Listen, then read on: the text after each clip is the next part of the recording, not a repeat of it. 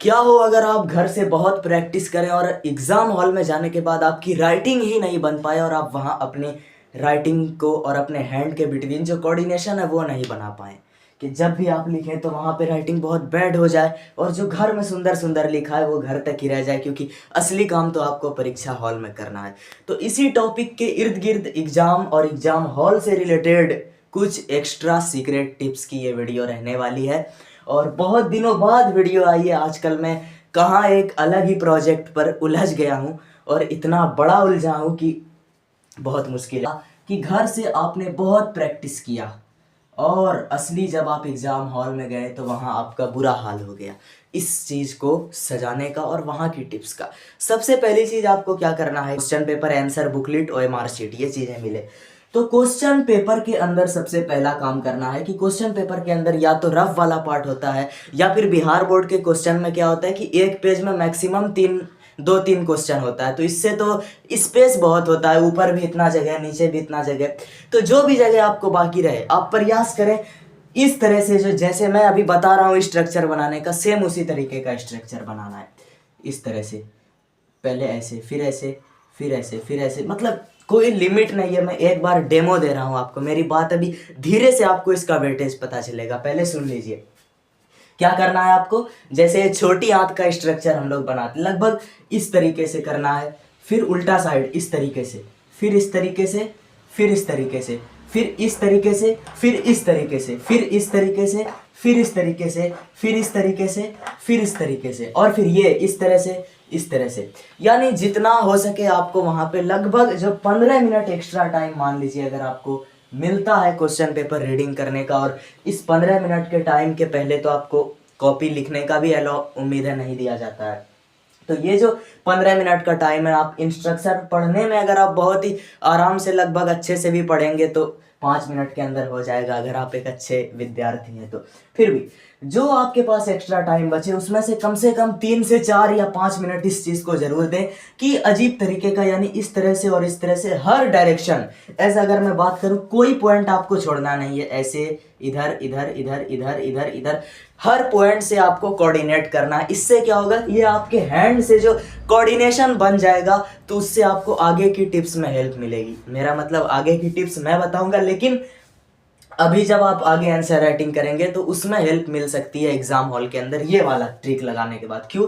क्योंकि अक्सर जब भी हम घर पे प्रैक्टिस कर रहे होते हैं तो हमारा प्रैक्टिस करने का जो क्या बोल सकते हैं उसको, लोकेशन या एंगल जो है, एंगल कुछ और रहता है, हमारा एंगल कुछ और है, पोजीशन कुछ और है। और एग्जाम हॉल के बेंच का अगर बात करूं, डिस्टेंस एंगल कुछ और है, पोजीशन कुछ और है। तो इस कारण से हम जब अचानक आप जाके लिखना स्टार्ट कर देंगे तो वो कोऑर्डिनेट नहीं कर पाएगा। और इस तरीके से जब आप पहले 3-4 या 5 मिनट केवल और केवल अपने हाथ का सामंजस्य स्थापित, समन्वय स्थापित करने में, कोऑर्डिनेशन बनाने में दे देंगे तो ये आपके लिए बहुत अच्छा हो सकता है। बात अगले चीज की तरफ हम बात करते हैं, वो है आपका ओएमआर फिलिंग। यस, सबसे पहली चीज आपको जो है अपना कोऑर्डिनेशन करने के बाद अगर आप नाम भी फिल कर लें तो जैसा कि मैं आपको पहले बोल चुका हूं कि कभी भी बोर्ड एग्जाम में सब्जेक्टिव पहले मत बनाएं, हमेशा ऑब्जेक्टिव यानी एमसीक्यू को पहले आपको मार्क करना है। इससे क्या फायदा होगा?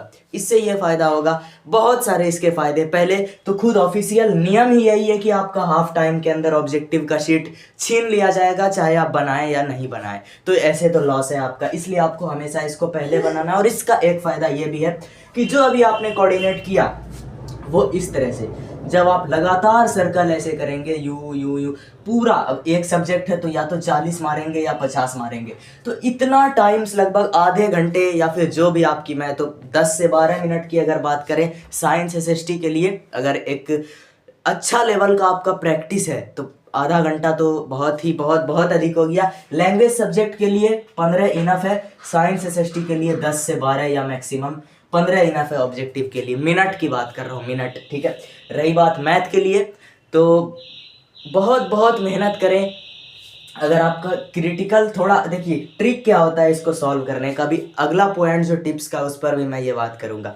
लेकिन जैसा भी हो, क्योंकि वो अगला पॉइंट है तो अभी वो बात नहीं करेंगे। लेकिन अगर मैथ की बात करें तो आप कैसा भी क्वेश्चन, एक नॉर्मलाइज एवरेज हम लोग बात करें तो आपके लिए 35 से लेके 45 मिनट के बीच का एवरेज निकल जाना चाहिए। 50 मिनट के अंदर आपको आराम से कर लेना है, और इससे ज़्यादा लेंगे तो आपके लिए थोड़ी दिक्कत वाली बात है, क्योंकि सब्जेक्टिव भी हल्के में नहीं ले सकते मैथ का, क्योंकि वो क्या है, टाइम टेकिंग है। इसमें क्या है कि आपकी जो भी आपने मेमोराइज किया था, मेमोरी के हिसाब से फट जो भी आप मेमोरी में मेमोराइज कर रहे हैं या विजुअलाइज कर रहे हैं, उसके हिसाब से सोचते जा रहे हैं, और दिमाग थोड़ा बहुत वर्ड को कोऑर्डिनेट करके आपको देता जा रहा है, और आप यहाँ पे लिखते चले जा रहे हैं। लेकिन मैथ में क्या है कि बिल्कुल क्वेश्चन का टाइप, क्वेश्चन जो है डिजिट्स अलग हैं। अब वहाँ पर हर क्वेश्चन में आपको क्या करना पड़ेगा, सॉल्व करना पड़ेगा, स्टेप लगाना पड़ेगा। इससे ऑटोमेटिक मैथ का टाइम इंक्रीज होता है।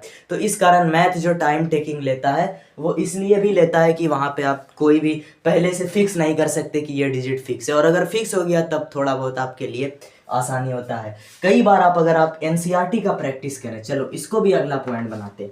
आज मैं वीडियो में अपने वर्ड से ही अगला पॉइंट डिजाइन करता जा रहा हूँ।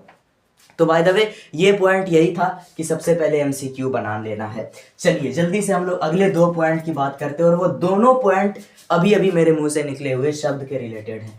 पहला था क्वेश्चन किस टाइप का आपको सॉल्व करना है, स्पेशली मैथमेटिक्स में, और दूसरा जो मैंने एनसीईआरटी वाला वर्ड बोला वो क्वेश्चन की बात करते।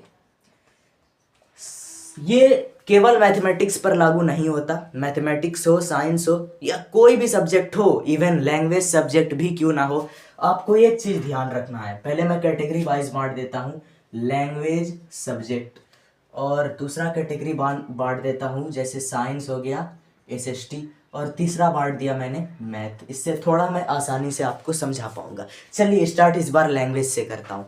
लैंग्वेज सब्जेक्ट में आपको सबसे पहले ये देखना है कि जो बुक के क्वेश्चन है, और दूसरा पोर्शन में ले लेता हूँ ग्रामर के क्वेश्चन।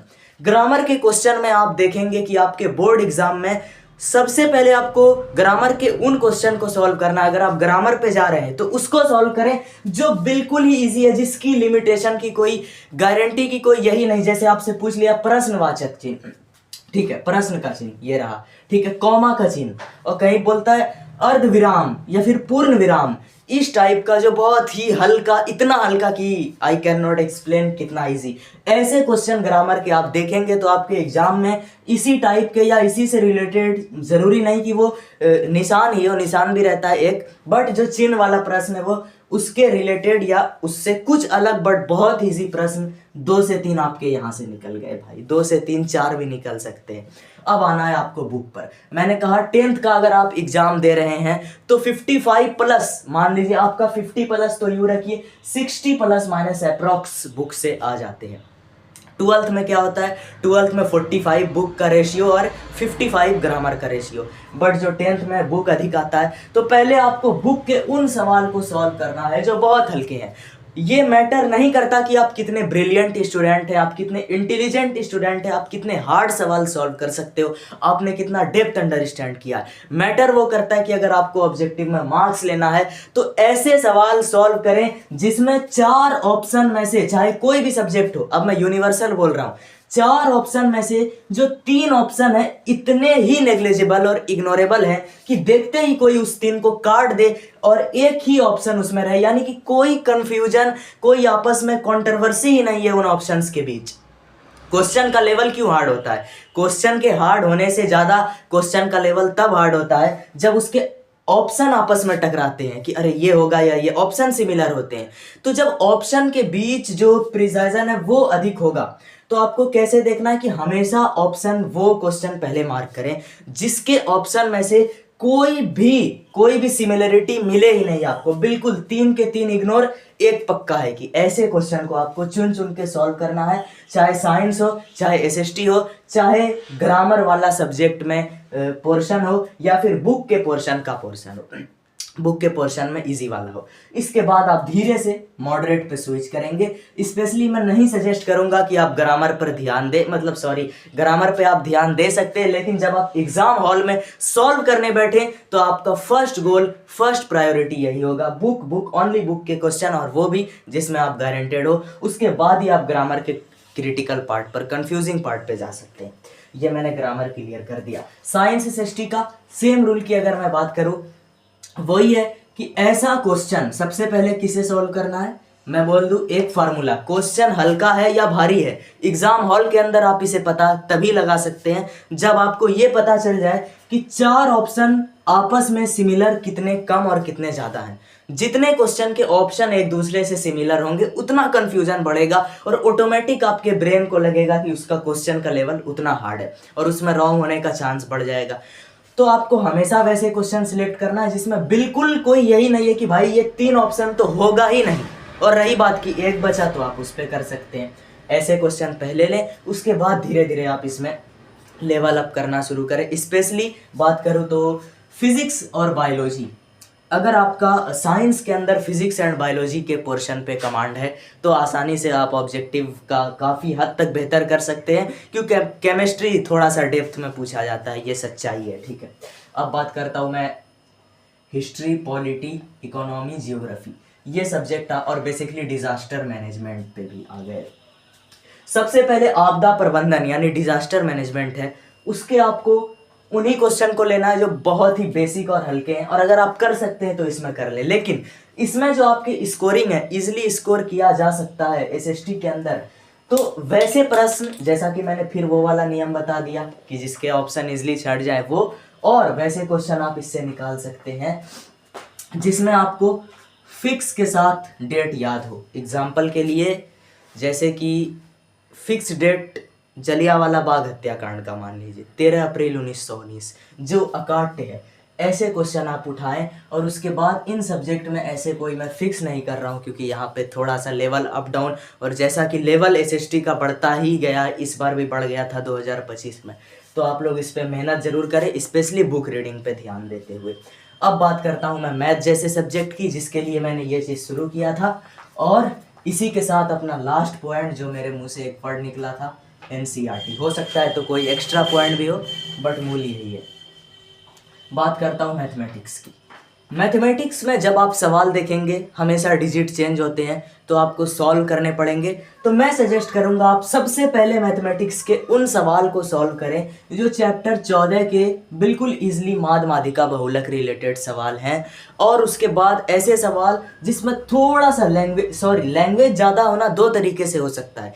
एक, लैंग्वेज ज़्यादा होने से क्वेश्चन क्रिटिकल हो जाता है, यानी घुमा फिरा के लैंग्वेज के साथ डाटा दे रहा है, और एक सवाल होता है जिसमें डाटा ही कम दिया होता है, सिर्फ लैंग्वेज होता है। एग्जाम्पल के लिए चैप्टर 1 वास्तविक संख्या, इसके सवाल कई बार इसमें डाटा बहुत कम होता है, सिंपल लैंग्वेज पूछ देता है। तो ऐसे सवाल निकालते जाएं, और फार्मूला बेस्ड सवाल मैथमेटिक्स क्लास 10th के लिए अगर आपने फार्मूला याद कर लिया तो कुछ नंबर तो आप उम्मीद कर सकते हैं कि बहुत आसानी से खींच लेंगे। बस डायरेक्ट फार्मूला टिक करना है, इसमें सावधानी के साथ। उसके बाद ही आप उन सवालों की तरफ बढ़ें, और सॉल्व करते टाइम भी आपको देखते ही पता लग जाएगा कि सवाल का कितना लंबा स्टेप्स होने वाला है। तो जिसका स्टेप जितना छोटा उसको सॉल्व करें, और स्पीड में ये गलती कभी ना करें जो स्पेशली मुझसे हो चुकी है कि इतने ही इजी सवाल बड़े बड़े हार्ड सवाल में स्कोर मैंने किया, और बिल्कुल इतने इजी कि जिसको आंखों देखे सॉल्व किया जा सके, उसमें गलती हुआ। क्यों? क्योंकि उसमें भी हुआ हाइपर ओवर कॉन्फिडेंस की, अरे ये तो इसमें पेन क्यों चलाना, आंख देखते ही जवाब मारते हैं, और फिर कुछ सिली मिस्टेक्स के कारण। ठीक है, तो मूल मतलब यही है कि स्पीड आपको नहीं करना है, और इस बात मैं भी खुद को ये बोल रहा हूँ कि आज की इस वीडियो में मेरे बोलने की स्पीड भी बहुत ज़्यादा है, तो आप लोग थोड़ा सा मुझे धैर्य रखना चाहिए। पता नहीं समझ आया भी नहीं कि बहुत स्पीड में बोल रहा हूँ, ये हो चुका है। अब बात करते हैं एनसीईआरटी का फ़ायदा। कई बार स्पेशली जो डिजिट रिपीट होते हैं वो हूबहू एनसीईआरटी के अकॉर्डिंग रिपीट होते हैं। तो अगर आपका एनसीईआरटी पर बहुत अच्छा कमांड है तो आप कई बार ऐसे क्वेश्चन पा लेंगे जो बिल्कुल डिट्टो एनसीईआरटी में आपने सॉल्व किया और उसी का सेम बिना डिजिट चेंज के क्वेश्चन पेपर में आ गया। तो इसलिए हमेशा एनसीईआरटी पर आप लोग फोकस करते रहें। बाकी आज के वीडियो किस टॉपिक से शुरू हुआ था, किस टॉपिक पे ख़त्म हो रहा है, आप लोग अंदाज़ा लगा सकते हैं कि मैं किस स्पीड से वीडियो को भगाया है। तो अगला टॉपिक ज़रूर सजेस्ट कर दें, और समझ आया या नहीं ये भी बता दीजिए।